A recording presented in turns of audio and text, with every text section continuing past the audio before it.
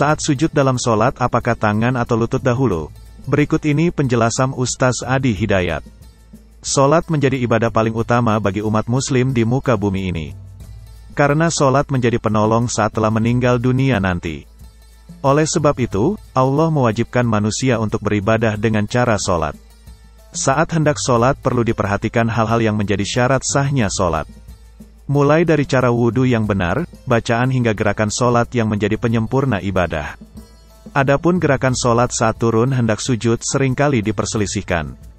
Yakni ada yang saat hendak sujud mendahulukan tangan terlebih dahulu. Sementara ada pula yang menggunakan lututnya terlebih dahulu. Lantas, manakah yang harus didahulukan saat hendak sujud antara tangan dan lutut?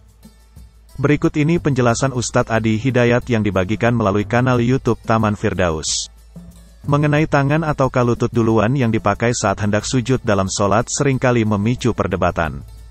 Sehingga hal ini tak jarang menimbulkan perselisihan dalam ibadah. Demi meluruskan hal tersebut, simak penjelasan Ustadz Adi Hidayat mengenai tangan atau lutut yang didahulukan saat hendak sujud. Saat akan sujud itu dari itidal bisa turun dengan dua cara, kata Ustadz Adi Hidayat. Bisa menggunakan lutut duluan, itu ada di Abu Dawud nomor hadis 838, tambahnya. Rasulullah Shallallahu Alaihi Wasallam menyampaikan, kamu jangan sujud seperti duduknya unta, maka dahulukan lututmu sebelum telapak tanganmu. Hadis riwayat Abu Dawud nomor 838. Kemudian nomor hadis 840-841. Jangan sujud seperti duduknya unta tunggangan, dahulukan kedua telapak tanganmu sebelum lutut. Hadis riwayat Abu Hurairah. Kenapa dua kalimat hadits ini muncul seperti bertentangan, tapi sebetulnya memberikan kemudahan, dua-duanya sama di kitab yang sama cuma beda dua nomor, kata Ustadz Adi Hidayat. Ternyata setelah diteliti oleh para ulama dibuat kaidah dengan mengumpulkan semua hadisnya dan melihat kemana ini arah penafsirannya. Ternyata disimpulkan ini kemudahan dalam praktek ibadah, karena tidak setiap orang bisa mengerjakan dengan satu cara yang sama, jelas Ustaz Adi Hidayat.